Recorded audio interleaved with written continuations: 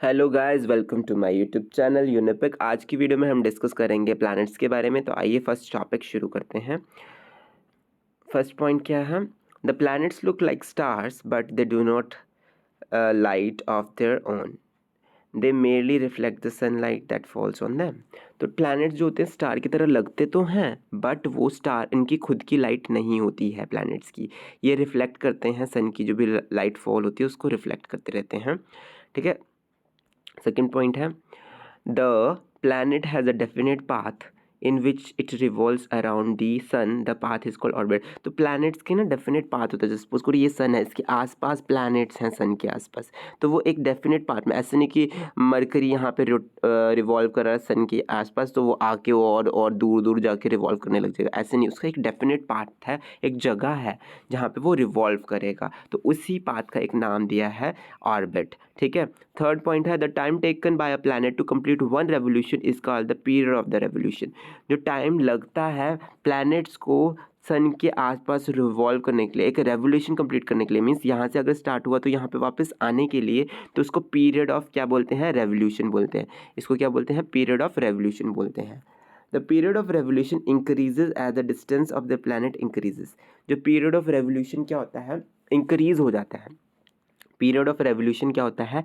Increase हो जाता है, बढ़ जाता है पीरियड ऑफ रेवोल्यूशन। जैसे कि अगर डिस्टेंस प्लैनेट का इंक्रीज होता चल जाएगा सन के साथ। अब सपोज करो ये सन है, यहाँ पे पीरियड ऑफ रेवोल्यूशन थोड़ा कम होगा, यहाँ पे पीरियड ऑफ रेवोल्यूशन थोड़ा ज़्यादा होगा, इससे और ज़्यादा। जितना ज़्यादा दूर होगा सन से प्लैनेट, उतना ज़्यादा उसका क्या होगा? पीरियड ऑफ रेवोल्यूशन होगा। तो आपको ये पता होना चाहिए। लास्ट पॉइंट है हमारा इसका, beside revolving around the sun the planet also rotate on its own axis like a top. तो ये क्या करता है? ये ऐसा तो मूव करता है, उसको ऐसे दिखाना थोड़ा मेरे लिए मुश्किल होगा। ये देखो अपनी एक्सिस पे भी मूव करते हैं स्टार। जैसे कि अगर मैं देखो ये प्लैनेट है, ये इसकी एक्सिस है, तो ये ऐसे भी मूव करेगा इस डायरेक्शन में। ठीक है।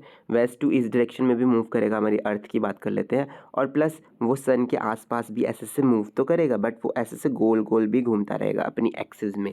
ठीक है।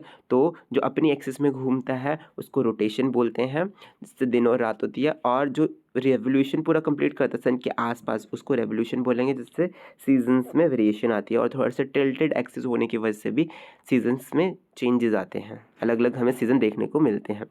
The time taken by the planet to complete one rotation is called period of rotation. जो टाइम लगता है पूरा एक रोटेशन कंप्लीट करने में, एक रोटेशन कब कंप्लीट होते हैं? 24 घंटे में।